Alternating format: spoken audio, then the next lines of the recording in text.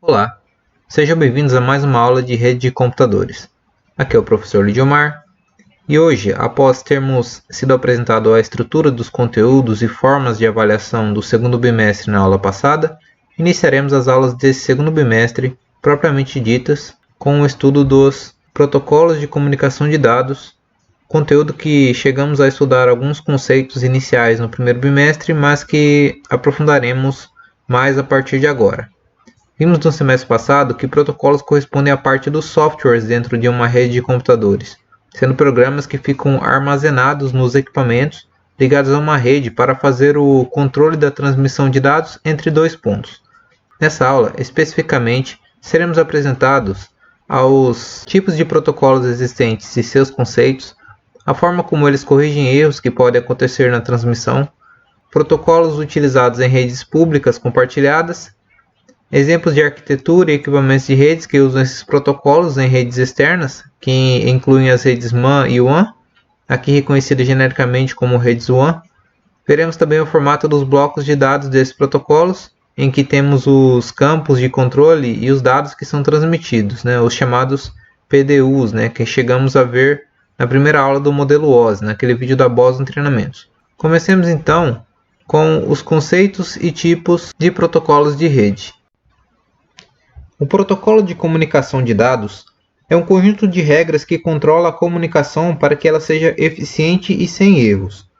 Um dos objetivos principais do protocolo é detectar e evitar a perda de dados durante a transmissão, solicitando a retransmissão dos dados caso ocorram erros. O protocolo é um software, um programa de computador que recebe ou envia dados, agregando ao início e ao fim dos dados transmitidos caracteres que controlam a sequência dos blocos transmitidos e verificam se houve erros durante essa transmissão. No processo de transmissão e recepção de dados, temos várias camadas, como vistas no modelo OSI, e em cada uma existe um protocolo responsável pela transmissão naquele nível. No nível físico, como nós vimos em aulas anteriores, temos as normas de protocolos que especificam como o sinal elétrico deve se comportar no meio físico para transportar o sinal. No nível de enlace, ou camada de enlace, nós temos os protocolos que controlam a transmissão entre dois pontos. Por exemplo, em redes locais Ethernet, que são, por exemplo, redes dentro de uma empresa ou escritório, chamadas também das redes LAN, o controle da transmissão de dados entre dois computadores interligados por cabos ou switches é feito pelo protocolo CSMA/CD Ethernet, que monitora a transmissão entre as placas de rede de dois computadores. Nós veremos esse protocolo nas aulas seguintes, sobre arquitetura de protocolos TCP/IP, na aula de amanhã e na próxima. Quando falamos de transmissão de dados a longas distâncias, para outras empresas ou filiais, referimos-nos às redes WAN, Wide Area Network. Em redes de longas distâncias, protocolos de enlace como o HDLC, que será abordado nessa aula, controlam a transmissão entre dois pontos. No nível de rede ou camada de rede, a transmissão de dados é controlada por protocolos de redes como o IP, também estudado nas próximas aulas nossas, beleza? Sobre arquitetura TCP/IP. A função básica de um protocolo de rede é controlar o endereço dos computadores que fazem parte da rede. Os protocolos ainda podem ser divididos em dois tipos: protocolos assíncronos ou start/stop. Neles não há um sincronismo entre as duas pontas que estão se comunicando. Além disso, os dados são transmitidos byte a byte, sem controle de tempo, ou seja, não há um tempo definido para a transmissão do próximo byte. E também temos os protocolos síncronos. Neles, origem e destino estão sincronizados. Os dados são transmitidos em blocos, que são conjuntos de bytes, também chamados de registro. Nesta figura temos um sinal digital que representa um caractere em transmissão assíncrona. O início do caractere a ser transmitido é identificado por um bit de start e no final por um bit de stop. Nessa representação aí, a parte mais baixa representa um bit 0 desligado e a parte mais alta representa um bit 1 ligado. Os protocolos assíncronos eles são utilizados, por exemplo, em sensores de aplicações industriais em que os dados são transmitidos por amostragem. Já os protocolos síncronos, eles são os mais usados na transmissão de dados em redes, como veremos a seguir. Prosseguimos agora vendo alguns dos protocolos utilizados em redes de longa distância, iniciando pelo protocolo HDLC, que significa High Level Data Link Control. O protocolo HDLC ele é amplamente usado na comunicação entre equipamentos em redes externas, por exemplo, entre roteadores em redes externas, redes WAN. Ele foi especificado pela ISO, a International Standards Organization, e opera na camada 2 do modelo OSI, em que é feita a transmissão de dados entre dois equipamentos, ou seja, controla a transmissão de dados pelo meio físico entre dois equipamentos na rede. Nessa imagem vemos o formato do bloco, frame ou quadro, de dados do protocolo HDLC, com os seus campos de controle. Observe que o bloco ele transporta os dados e agrega campos de controle da transmissão. Nessa imagem temos os seguintes elementos: dois flags que delimitam o início e o fim do frame.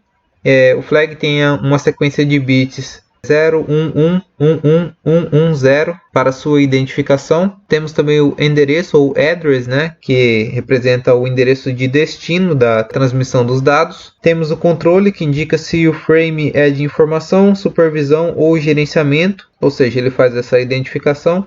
Temos os dados, que são os dados propriamente ditos, que queremos transportar. E temos o controle do frame, que é onde fica o resultado do algoritmo de correção de erros, que é inclusive o que veremos agora. Como acontece essa correção de erros na transmissão no protocolo HDLC. Bem, a correção de erros neste e em outros protocolos ele é feito da seguinte forma. Um algoritmo matemático, uma fórmula, ele lê todos os bits dos dados do bloco e calcula um valor que é colocado no campo de controle do frame para então transmitir o bloco de dados. O algoritmo fica presente nos equipamentos de origem e de destino. O equipamento de destino, que recebe o bloco de dados, ele recalcula com o seu algoritmo o valor do campo de controle. Se o valor recalculado do campo de controle for igual ao valor recebido, significa que os dados foram transmitidos e recebidos corretamente e sem erros. Assim, os dados seguem para a próxima etapa de transmissão dentro da rede. Caso o valor recalculado do campo de controle ele seja diferente do valor recebido, significa que houve um erro na transmissão, pois algum bit ou conjunto de bits foi perdido, gerando aí um outro valor no algoritmo. Nesse caso, o protocolo ele solicita ao transmissor o reenvio do mesmo bloco de dados. Nessa figura, o protocolo HDLC ele leva os pacotes IP vindos de uma rede local para serem transportados por uma rede Frame Relay, que também veremos nessa aula de hoje. Ele está presente nos roteadores e equipamentos dentro da nuvem da rede Frame Relay e controla o transporte dos dados no meio físico, a ligação entre os equipamentos. Lembrando que o meio físico pode ser uma fibra ótica, uma linha com modems, um link de rádio ou cabo interligando os equipamentos. Partindo agora para o segundo protocolo que veremos nessa aula, temos o protocolo de acesso X.25 ou X25. O X25 é um protocolo para controle de transmissão de dados e endereço de pacotes em redes de longas distâncias também, assim como o HDLC, redes WAN, anterior ao Frame Relay, que foi comentado anteriormente, que também veremos nessa aula. Ele surgiu nos anos de 1970 em razão da necessidade de conectar computadores utilizando uma rede externa comum e compartilhada. Até então, a única forma de comunicação à distância era por canais dedicados, ponto a ponto, os quais só conseguiam conectar dois computadores por meio de uma linha fixa e dedicada, sem compartilhamento ainda. Podemos dizer que a arquitetura X25 foi precursora da internet. No X25, os blocos de dados originários de diferentes equipamentos eles compartilham a mesma rede, analogamente ao que ocorre na rede internet. Nessa figura temos a representação da inter-relação dos blocos de dados nos três níveis da arquitetura X25. O pacote X25 ele atua nos três primeiros níveis do modelo OSI: a camada física, a camada de enlace e a camada de rede. Na rede X25, o encaminhamento dos pacotes de dados ao longo da rede ele é feito pelo endereço de rede X25, que está em cada pacote no campo de cabeçalho ali. Analogamente, nas redes TCP/IP, o endereço de rede colocado nos pacotes IP transmitidos é o chamado IP, endereço IP. Observe que o protocolo X25 ele é uma arquitetura para transporte de dados em redes públicas, ou seja, em redes WAN, o qual foi muito utilizado até os anos de 1990 para interligar empresas e filiais, mas ele possui limitações de velocidade, por isso ele foi substituído posteriormente pelo protocolo Frame Relay que veremos a seguir. Assim, a transmissão de dados em redes públicas compartilhadas a longas distâncias ele evoluiu do modelo X25 para a arquitetura Frame Relay e posteriormente para a arquitetura TCP/IP. Chegando então ao protocolo Frame Relay, temos que ele é uma tecnologia de transmissão de dados em redes WAN, também, assim como as anteriores, evolução das antigas redes de computação de pacotes X25. Ele opera em velocidades maiores em relação ao X25, quando comparados.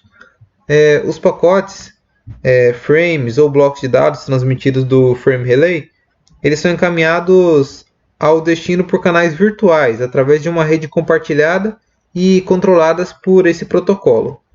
Equipamentos como roteadores e comutadores, switches, dentro da nuvem da rede, que representa a rede compartilhada Frame Relay, eles possuem o protocolo Frame Relay para encaminhar os dados ao longo da rede. O protocolo Frame Relay ele utiliza como base uma variação do protocolo HDLC, para permitir a comunicação entre dois equipamentos, roteadores ou switches dentro da rede, a cada etapa do processo de transmissão na camada de enlace. Os controles de transmissão são feitos por campos colocados no bloco dos dados de Frame Relay, chamado de frame. Campos esses como o endereço de destino do bloco de dados, chamado de frame, como dito anteriormente, o campo de verificação de erros na camada de enlace, no nível 2, Assim como visto na aula sobre as camadas do modelo OSI, nós vimos que os erros de transmissão são tratados na camada de enlace. E temos também campos de verificação de erros, verificação de sequência de pacotes e retransmissão, como visto no protocolo HDLC. As normas e recomendações de operação do protocolo Frame Relay são descritas pela norma do CCITT/ITU-TI.122, um documento, uma norma, que especifica como deve operar uma rede de computação de pacotes, no caso redes WAN compartilhadas em alta velocidade, suportando múltiplas conexões simultâneas por multiplexação de vários canais lógicos por intermédio de um mesmo canal físico. As conexões lógicas ou canais virtuais dentro do canal físico são identificadas no Frame Relay por DLCIs, que são Data Link Connection Identifiers, que são como endereços colocados no bloco de dados transmitido. Quando desejamos, por exemplo, interligar a matriz de uma empresa a uma filial, podemos contratar um canal da empresa de telecomunicações e especificar a velocidade desejada. Em uma rede Frame Relay, a velocidade contratada varia de 64 kbps por segundo até 2 megabits por segundo. Quanto maior a velocidade, maior o custo do serviço contratado, logicamente. Uma velocidade de 64 kbps por segundo é muito baixa para interligar duas redes locais Ethernet, o que faria a performance cair. Se contratarmos uma velocidade de 2 megabits por segundo, a performance será bem maior, mas ainda abaixo da velocidade local das redes Ethernet, que fica na faixa de 10 ou 100 megabits por segundo. Isso significa que a conexão de redes locais à distância sofre um impacto em relação à velocidade com que os dados são transmitidos. Por atuar entre 64 kbps por segundo e 2 megabits por segundo, essa rede Frame Relay ela entra dentro da classificação de banda larga, que é acima de 128 kbps por segundo. Mas comparando com as velocidades de internet atuais, 64 kbps por segundo, que é o mínimo aí da rede, é uma velocidade bem baixa. As antigas redes de escadas, por exemplo, elas funcionavam a 56 kbps por segundo, bem próximo então do mínimo dessa rede aí, sendo que o máximo dela é 2 megabits por segundo, essas redes Frame Relay. Quando contratamos um canal de comunicação de dados, a velocidade contratada ela é garantida dentro da rede pela empresa que fornece o serviço. Isso é necessário porque a rede pública ela é compartilhada, Se todos quiserem transmitir dados ao mesmo tempo, haverá uma queda de performance na transmissão, prejudicando a qualidade do serviço. Com a taxa de transmissão contratada garantida, nós evitamos esse problema aí da queda de performance, Essa taxa de transmissão ou velocidade contratada e garantida é chamada de CIR, Committed Information Rate. No entanto, caso a rede esteja com pouco tráfego, a velocidade pode ser ainda maior do que é contratado. Por exemplo, se contratarmos um canal de 64 kbps por segundo e a rede tiver disponibilidade, a velocidade da transmissão dos dados pode ser maior. Redes Frame Relay têm sido muito utilizadas por empresas para interligar filiais. No entanto, há uma tendência de uso de transmissões por redes MPLs, baseada em TCP/IP para transmissão de dados em redes WAN, como veremos posteriormente. Chegamos então ao último protocolo de comunicação de dados em longa distância, tá? Em redes WAN, que é o ATM, tá? Asynchronous Transfer Mode. O ATM ele é, aliás, mais do que um protocolo, ele é uma tecnologia de transporte e comutação de informações digitais de dados, voz, imagem e multimídia de modo integrado, utilizada em backbones, tá? Estruturas centrais de uma rede, né? Como nós já vimos, de alta velocidade.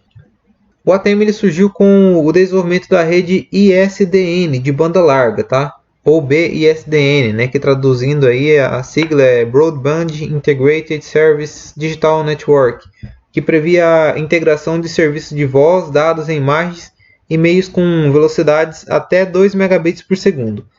Posteriormente surgiu a necessidade de velocidades maiores, tá? Maiores do que 2 megabits por segundo, que resultou na tecnologia ATM, que pode operar em velocidades típicas de 150 até 650 megabits por segundo, por meios como as fibras ópticas, né? A tecnologia ATM, então, ela permite trafegar voz, dados e imagens em alta velocidade, utilizando fibras ópticas como meios de transmissão. O bloco de dados ou pacote do protocolo ATM é chamado de célula. A célula possui um tamanho de apenas 53 bytes, o que oferece maior agilidade no tráfego ao longo da rede. Os dados a serem transmitidos são divididos em pequenos blocos, né, ou células, sendo encaminhados e roteados pela rede ATM. Os equipamentos que compõem uma rede ATM e fazem o encaminhamento dos dados ao longo dela são chamados de switches ATM. Aqui temos um formato de uma célula ATM, tá? De um bloco de dados do protocolo ATM. Os campos de controle de transição da célula ATM são compostos de 5 bytes, os quais identificam a célula e o caminho que ela está seguindo, e os demais 48 bytes são de informações, dados, né, aqueles ali embaixo, que estão sendo transportados. Os campos de controle da célula são esses descritos aí. GFC, Generic Flow Control, né, que tem um tamanho de 4 bits, que é utilizado no controle de fluxo das interfaces. Aí temos o VPI, Virtual Path Identifier, né, de 8 ou 12 bits, que identifica os circuitos virtuais criados dentro da rede ATM. Temos também o VCI, Virtual Channel Identifier, de 16 bits, é o identificador do circuito virtual. Temos o PT, Payload Type, tá? Não é o partido, com tamanho de 3 bits, indica o tipo de informação do campo de dados, se são dados de mensagem, por exemplo, ou de controle.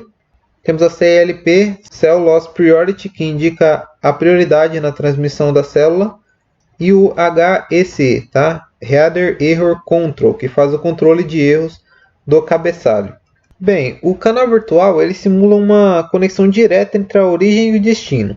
Na rede ATM, os canais virtuais criados entre a origem e o destino são chamados de VCs, ou Virtual Channels, que são canais lógicos, né, fictícios ou virtuais, dentro de um mesmo canal físico. O canal físico ele é compartilhado por vários canais virtuais, permitindo o compartilhamento da rede entre vários usuários. O conjunto de canais virtuais, VCs, ele trafega por um caminho virtual, ou VP, Virtual Path, tá? Estabelecido dentro da rede. O caminho virtual ele é criado temporariamente para atender a uma transmissão específica, aí, no caso. Ainda sobre a tecnologia ATM, né, o protocolo ATM, ele é organizado em camadas e cada uma realiza uma função no processo de transmissão de dados, analogamente às camadas do modelo OSI, né, que nós já vimos em aulas passadas. A primeira é a camada física, né, Physical Layer, que tem como funções a geração e delimitação da célula ATM de 53 bits, o controle de erros por meio do campo HEC, né, o Header Error Control, do cabeçalho da célula, e o acesso ao meio de transmissão. Quem indica como o protocolo ATM deve operar nessa camada, na camada física, é a norma ITU-T I.432. Depois temos a camada ATM, que ela faz o controle e compartilhamento do meio de transmissão por canais lógicos, o roteamento e encaminhamento das células ao seu destino, a criação e retirada dos headers, que contém campos de controle, né, ao longo da transmissão, e o controle do fluxo dos dados na transmissão. Por fim, temos a camada de adaptação ATM, a ATM Adaptation Layer, né, ou AAL na sigla. Ela tem como função interagir com a camada superior, reagrupando as células e retornando os dados ao formato original, ou seja, ela permite o uso da tecnologia ATM por aplicações e outros protocolos que usam o ATM como meio de transporte nas camadas físicas, de enlace e de rede. Nessa camada atuam alguns outros protocolos internos aí, que são o LAN Emulation ou LAN, que integra e transporta os dados de redes Ethernet, o MPoA ou Multi-Protocol over ATM, que integra e transporta dados de protocolo do nível 3, como o IP, e o IP, propriamente dito, que faz o encapsulamento de pacotes IP em redes ATM. É como carregar pacotes IP na rede ATM. Temos aqui um esqueminha das camadas, né?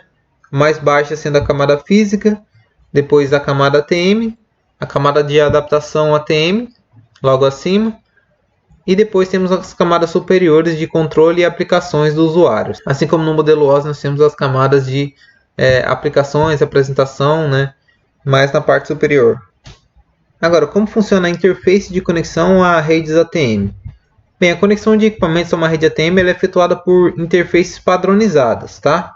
São 3 interfaces. A interface UNI, User Network Interface, que é utilizada para conexão de um equipamento a um switch ATM privado, Private UNI, ou de uma rede pública ATM, Public UNI. É padronizado pelas normas ITU-T I413 e I432, além da ATM UNI V3.0 e V3.1. Tá? São documentos aí, são normas. Tá? Temos também a interface NNI, que é a interface de rede, né? Network Interface, que estabelece as conexões entre switches ATM dentro da rede e é padronizado pelo ATM Forum na especificação BICI, Broadband Intercarrier Interface, tá? Outro documento de padronização. E por último temos a interface PNNI, Private Network Node Interface, que trata da sinalização entre switches e ATM.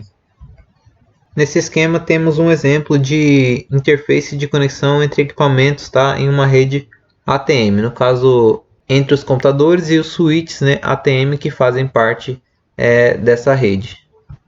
Equipamentos e redes do tipo ATM eles permitem o transporte de diferentes aplicações e serviços a altas velocidades, utilizando como meios físicos de transmissão as fibras ópticas e a tecnologia SDH, atingindo taxas de transmissão de 155 a 622 megabits por segundo. Então esses foram os 3 protocolos, né, que nós vimos nessa aula, né, protocolos relacionados à conexão entre equipamentos, né, em redes de longa distância, né, em redes WAN. Tá? Revisando aqui, foram os protocolos HDLC, em que a comunicação entre 2 equipamentos interligados por um meio físico é normalmente feita por ele, tá? O qual controla a transmissão dos dados no meio físico entre 2 equipamentos. O protocolo Frame Relay, que é uma rede externa compartilhada, por isso o seu custo é inferior ao de uma rede por canais dedicados, tá? Privativos. Dessa forma, muitas empresas utilizam essa solução para interligar suas filiais. E o último protocolo que nós vimos, o ATM, em que a rede possui velocidades maiores, né, de transmissão de dados, e para isso necessita de meios de transmissão como fibras ópticas, e em virtude dessas características, seu custo, né, se torna maior. Bem, chegamos então ao final de mais uma aula. Espero que tenham compreendido bem. Caso ainda tenha algumas dúvidas, podem entrar em contato comigo e perguntar. Como eu havia avisado na aula passada, né, de como se daria o bimestre, em todas as aulas eu vou deixar algumas atividades valendo visto, tá? Para contabilizar a parte da nota e também contabilizar a presença de vocês na aula. Então, tem algumas perguntinhas lá no AVA para serem respondidas, tá? Elas estarão disponibilizadas a partir de uma ferramenta de questionário lá do AVA, mas serão perguntas com respostas escritas, tá? Dessa vez. Então não deixe de acessá-las e respondê-las. O prazo será até a próxima aula, tá? Até quinta-feira que vem. Muito obrigado por terem assistido e até a nossa próxima aula amanhã.